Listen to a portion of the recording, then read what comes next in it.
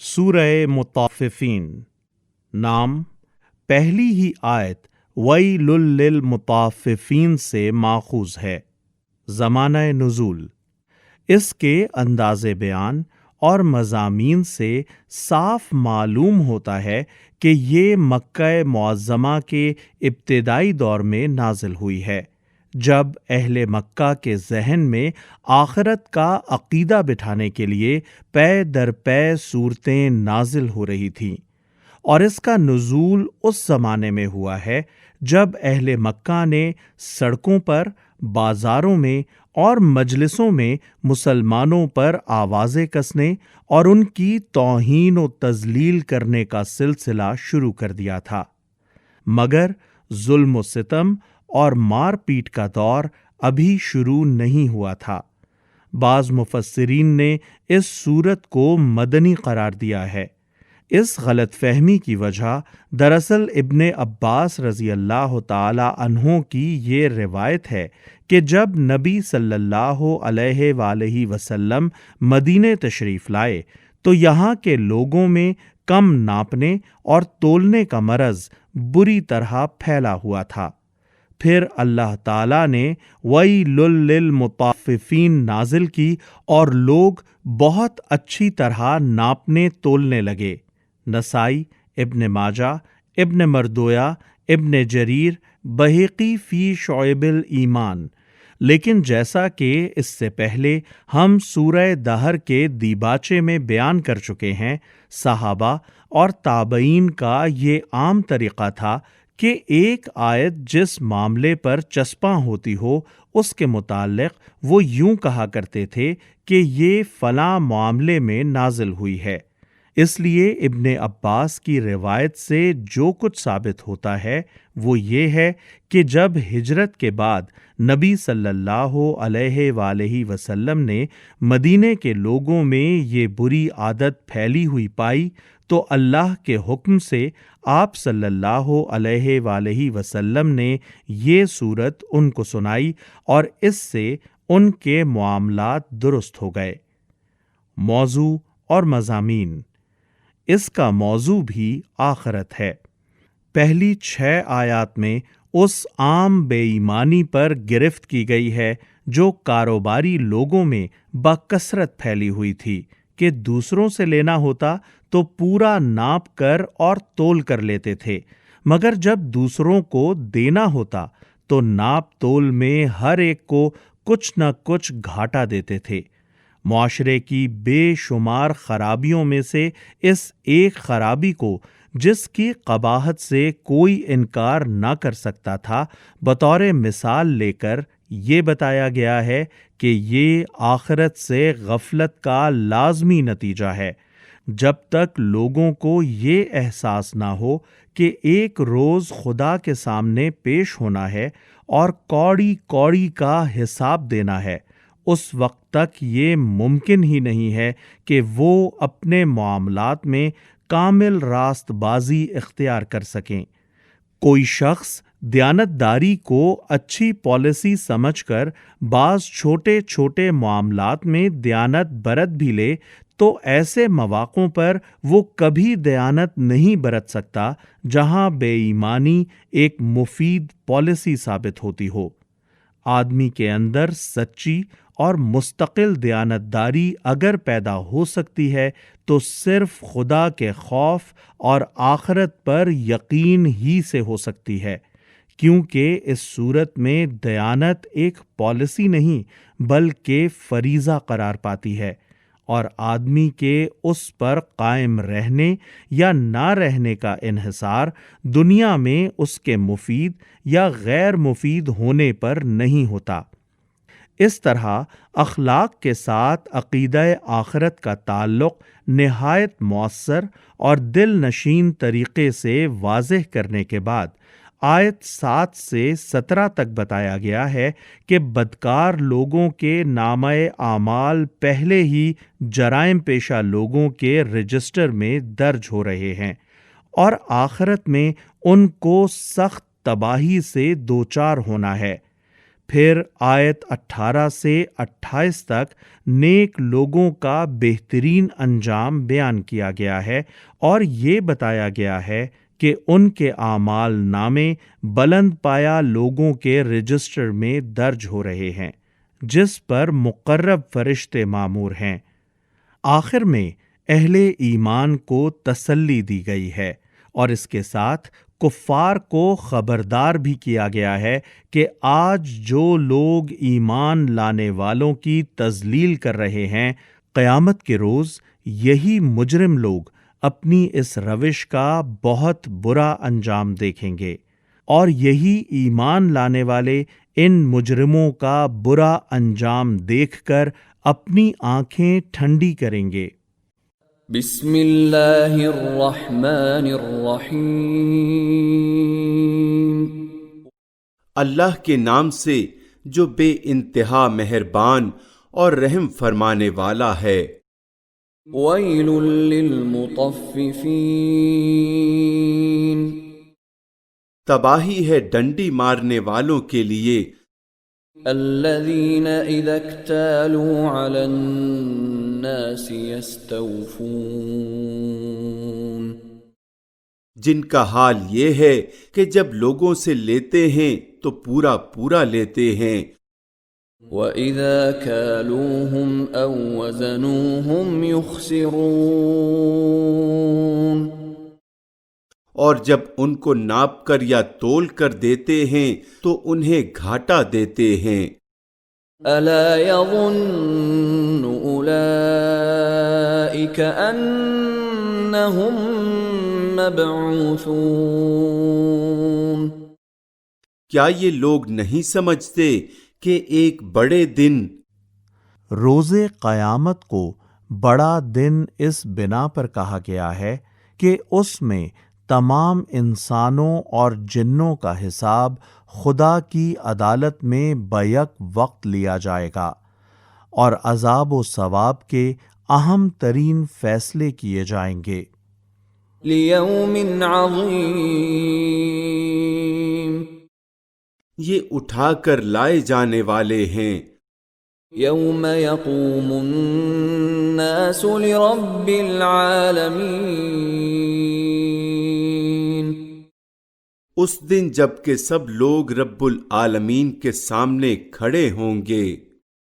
کلا ان کتاب الفجار لفی سجین۔ ہرگز نہیں۔ حاشیہ 2، یعنی ان لوگوں کا یہ گمان غلط ہے کہ دنیا میں ان جرائم کا ارتکاب کرنے کے بعد یہ یوں ہی چھوٹ جائیں گے۔ یقیناً بدکاروں کا نامہ اعمال قید خانے کے دفتر میں ہے۔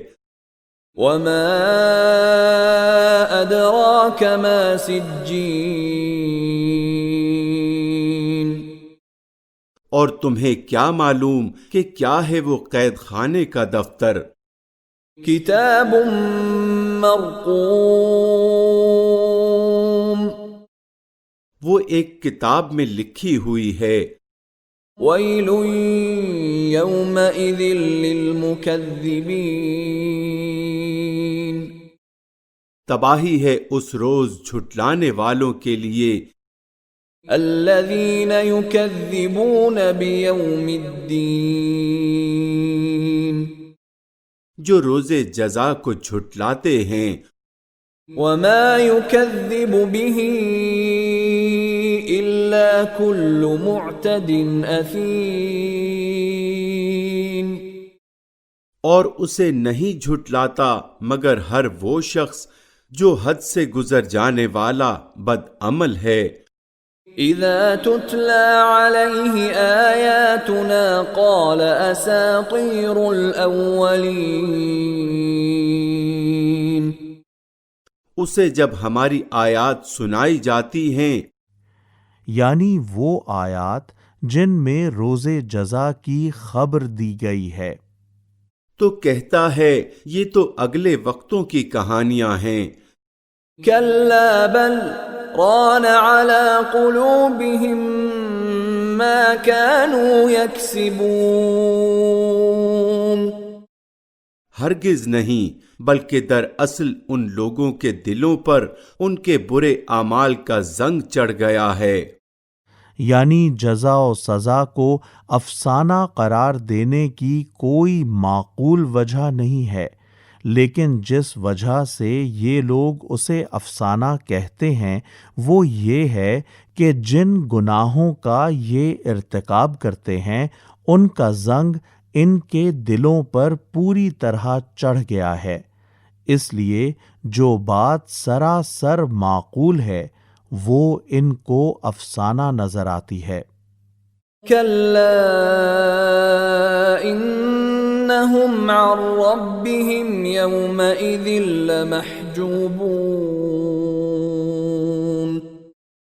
ہرگز نہیں، بالیقین اس روز یہ اپنے رب کی دید سے محروم رکھے جائیں گے. ثم إنهم لصال الجحيم.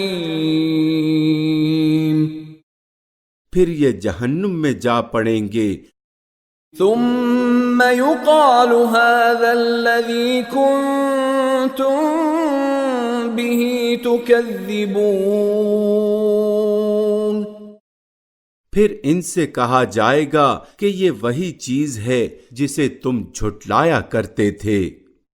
كلا إن كتاب الأبرار لفي عليين. ہرگز نہیں، یعنی ان لوگوں کا یہ خیال غلط ہے کہ کوئی جزا اور سزا واقع ہونے والی نہیں ہے. بے شک نیک آدمیوں کا نامہ اعمال بلند پایا لوگوں کے دفتر میں ہے. وما أدراك ما عليون. اور تمہیں کیا خبر کہ کیا ہے وہ بلند پایا لوگوں کا دفتر. كتاب مرقوم. ایک لکھی ہوئی کتاب يشهده المقربون. جس کی نگہداشت مقرب فرشتے کرتے ہیں. ان الابرار لفی نعیم. بے شک نیک لوگ بڑے مزے میں ہوں گے. علی الارائک ینظرون. اونچی مسندوں پر بیٹھے نظارے کر رہے ہوں گے. تعرف فی وجوہہم نضرۃ النعیم. ان کے چہروں پر تم خوشحالی کی رونق محسوس کرو گے. یسقون من رحیق مختوم. ان کو نفیس ترین سربند شراب پلائی جائے گی جس پر مشک کی مہر لگی ہوگی. ختامه مسك وفي ذلك فليتنافس المتنافسون. جو لوگ دوسروں پر بازی لے جانا چاہتے ہیں وہ اس چیز کو حاصل کرنے میں بازی لے جانے کی کوشش کریں. ومزاجه من تسنیم. اس شراب میں تسنیم کی آمیزش ہوگی. تسنیم کے معنی بلندی کے ہیں، اور کسی چشمے کو تسنیم کہنے کا مطلب یہ ہے کہ وہ بلندی سے بہتا ہوا نیچے آ رہا ہے. عینا یشرب بها المقربون. یہ ایک چشمہ ہے جس کے پانی کے ساتھ مقرب لوگ شراب پئیں گے. ان الذين اجرموا كانوا من الذين آمنوا يضحكون. مجرم لوگ دنیا میں ایمان لانے والوں کا مذاق اڑاتے تھے. وَإِذَا مَرُّوا بِهِمْ يَتَغَامَزُونَ. جب ان کے پاس سے گزرتے تو آنکھیں مار مار کر اس کی طرف اشارے کرتے تھے۔ وَإِذَا انقلبوا إِلَىٰ أَهْلِهِمُ انقلبوا فَكِهِينَ، اپنے گھر والوں کی طرف پلٹتے تو مزے لیتے ہوئے پلٹتے تھے۔ وَإِذَا رَأَوْهُمْ قَالُوا إِنَّ هَٰؤُلَاءِ لَضَالُّونَ،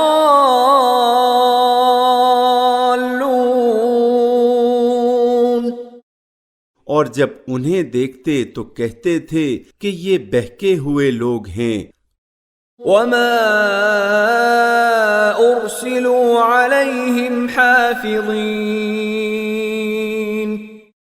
حالانکہ وہ ان پر نگران بنا کر نہیں بھیجے گئے تھے۔ فَالْيَوْمَ الَّذِينَ آمَنُوا مِنَ الْكُفَّارِ يَضْحَكُونَ، آج ایمان لانے والے کفار پر ہنس رہے ہیں۔